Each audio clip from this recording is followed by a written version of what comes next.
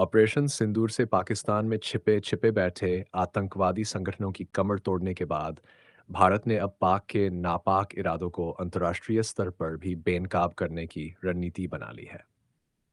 मोदी सरकार की इस रणनीति का हिस्सा सिर्फ भारतीय जनता पार्टी के सांसद ही नहीं, बल्कि सभी दलों के सांसद शामिल हैं।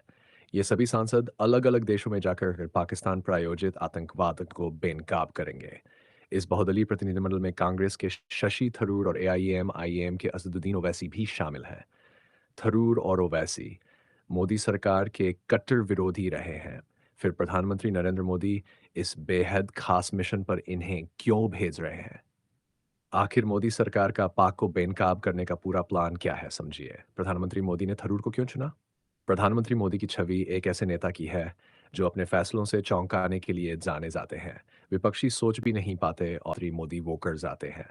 शशि थरूर को प्रतिनिधिमंडल में शामिल करने का निर्णय भी कुछ ऐसा ही है। लेकिन शशि थरूर को करीब से जानने वाले जानते हैं कि उन्हें चुनकर प्रधानमंत्री मोदी ने कितना बड़ा दांव खेला है। संयुक्त राष्ट्र में काम करने का लंबा अनुभव रखने वाले शशि थरूर कूटनीति के बड़े जानकार हैं। ऐसे में पाकिस्तान को अंतर्राष्ट्रीय स्तर पर बेनकाब करने में वह अहम भूमिका निभा सकते हैं। कूटनीति के जानकार शशि थरूर कूटनीति के अच्छे जानकार हैं। वह जानते हैं कि किस देश की क्या फितरत है और उसे कैसे जवाब देना है।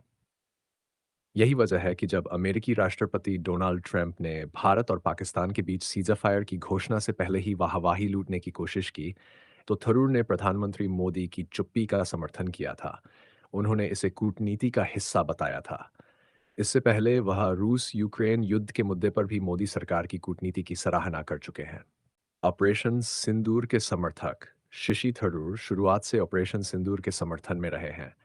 प्रधानमंत्री मोदी ने उन्हें अब बहुदलीय प्रतिनिधिमंडल का हिस्सा बनाया है, लेकिन थरूर इस काम में पहले से ही लगे हुए थे। ऑपरेशन सिंदूर के बाद भारत-पाक तनाव के बीच उन्होंने कई चैनलों पर भारत का पक्ष मजबूती से रखा है। ओवैसी को क्यों चुना गया? मैं भारतीय सेनाओं की तरफ से पाकिस्तान में आतंकवादी ठिकानों पर के हमलों का स्वागत करता हूँ। पाकिस्तान को ऐसी सख्त सीख दी जानी चाहिए कि फिर कभी दूसरा पहलगाम न हो। पाकिस्तान के आतंकी ढांचे को पूरी तरह नष्ट कर देना चाहिए।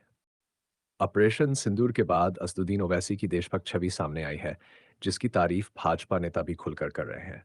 शायद ही किसी को उम्मीद थी कि ओवैसी पाकिस्तान को इतनी कड़ी भाषा में जवाब देंगे। ऐसे में प्रधानमंत्री मोदी ने ओवैसी को प्रतिनिधिमंडल में शामिल कर सबको चौंका। ऑपरेशन सिंदूर को लेकर मुखर ओवैसी शुरू से ही ऑपरेशन सिंदूर के प्रबल समर्थक रहे हैं। उन्होंने कई टीवी चैनलों पर मोदी सरकार के इस फैसले का समर्थन किया और पाकिस्तान को खुले शब्दों में जवाब दिया। कई बार तो वह पाकिस्तानी प्रवक्ताओं से बहस में भी भिड़ते नजर आए। उन्होंने ये भी कहा कि पाकिस्तान को उसके किए की सख्त से सख्त सजा मिलनी चाहिए। एक इंटरव्यू में उन्होंने साफ कहा कि देश उनके लिए सबसे पहले है, मुस्लिम चेहरा होने का फायदा। ये उम्मीद जताई जा रही है कि ओवैसी को मुस्लिम देशों में भारत का पक्ष रखने के लिए भेजा जा सकता है। अंतर्राष्ट्रीय स्तर पर उनकी पहचान एक पक्के मुसलमान की है और जब वह मुस्लिम देशों के सामने भारत का पक्ष रखेंगे, तो उनकी बात का अलग असर होगा।